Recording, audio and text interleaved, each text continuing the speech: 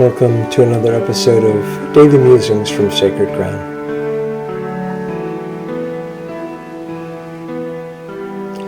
When my dad came back from being in the Navy in World War II, shortly thereafter he got a job as a craneman at Youngstown Sheet and Tube.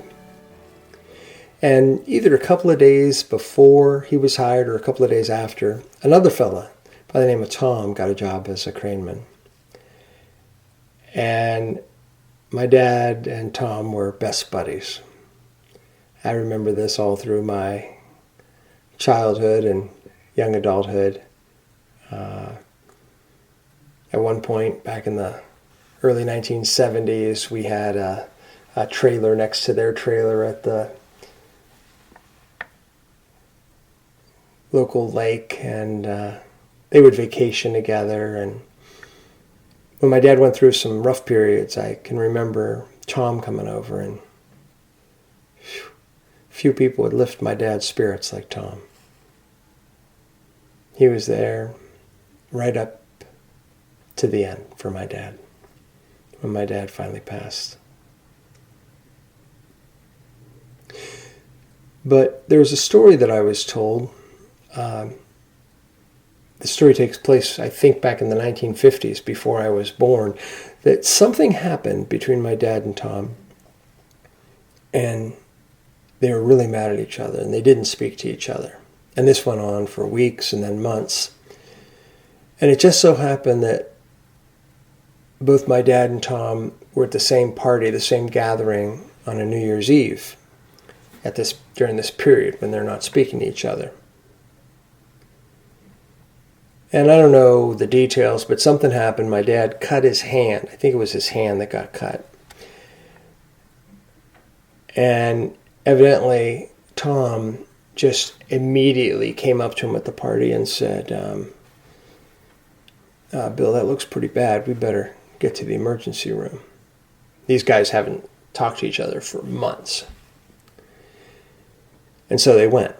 And you might imagine, or try to imagine, a hospital emergency room on New Year's Eve in Youngstown, Ohio in the 1950s. Well, there would be some emergencies there, I'm sure. And as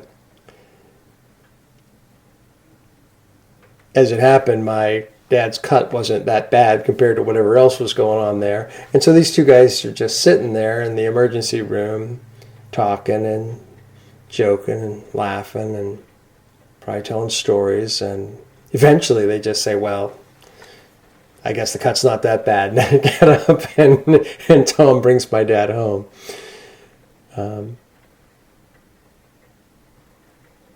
But the story goes that from that day forward they were friends again, and as far as I know there was never a big rift between them after that.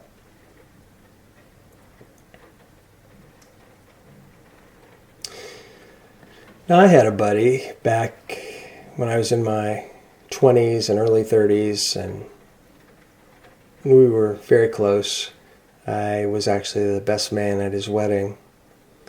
And about 25 years ago or so, there was a break between us, and we basically weren't speaking. And then about a year later, after this break, there was a wedding of some mutual friends on the East Coast, right on the ocean.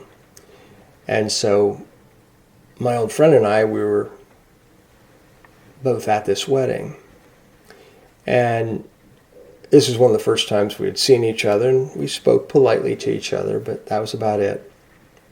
And the wedding ended up being a whole day affair, and right there on the ocean. And so some people went down to the water, and the water was really cold, but you could take your socks and shoes off and roll up your pant legs and go in, ankle deep or knee deep. And I was one of the ones who did that. And I'm there in the water, and I noticed that my old friend, he was there at the shore as well.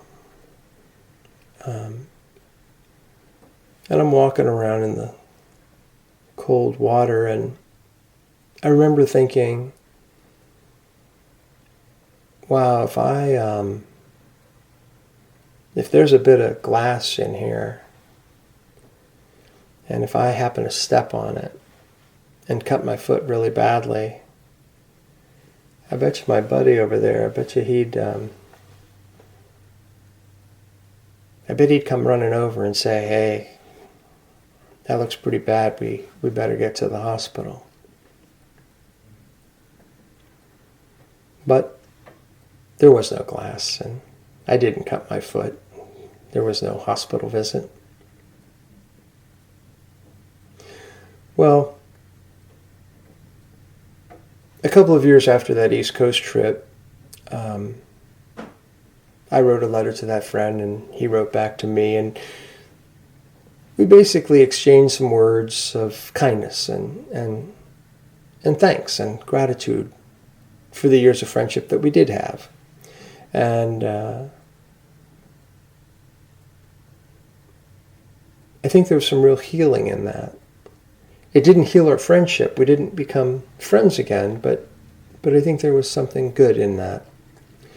And the years pass. As I said, this goes back 25 years, and there have been occasions, by happenstance or what have you, where we've run into each other and we'll have a conversation for 15 minutes or maybe longer, and those conversations have been cordial, friendly, kind, and even caring, but then we say our goodbyes and we go our way, and there's no resumption of our friendship.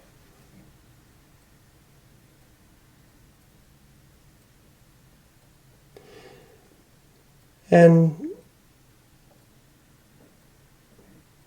from time to time, I think about that time when we were at the ocean and we were both there on the shore. And I was walking around calf deep in the water. And there's a little part of me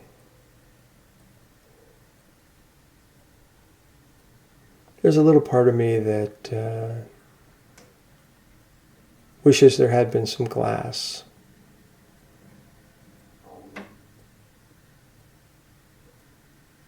Wishes that I had stepped on it, that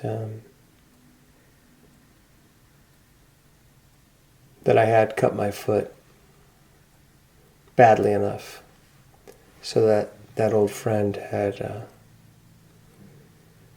come over and said, hey, I think you and I better go to the emergency room.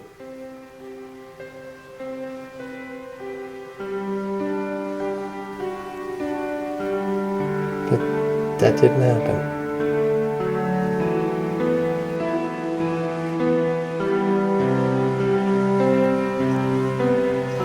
I'm Michael Malley, and you've been listening to Daily Musings from Sacred Ground.